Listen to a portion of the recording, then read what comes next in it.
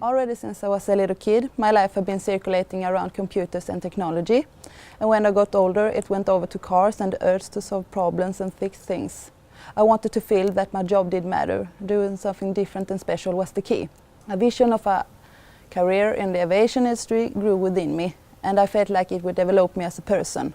And now I'm here, and I've been working on the final assembly on Gripen since 2016. What I like the most about my job is that we face new opportunities and challenge every day. As an operator in the final assembly, it's important that you take your own responsibility to ensure that you've done your job correctly.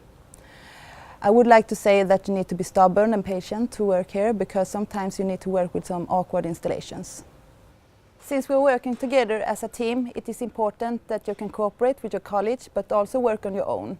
The operators need to have a good communication between each other to have a well-working production flow.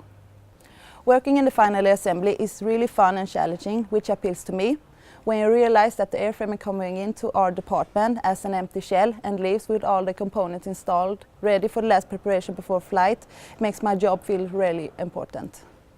Knowing the fact that the Gripen we just have assembled as a team soon will be operational in another country's air force makes me feel proud and happy. I really like to see the transformation from start to a finished aircraft, and that we, as a big team of operators, help each other out to build Gripen, one of the best fighters in the world.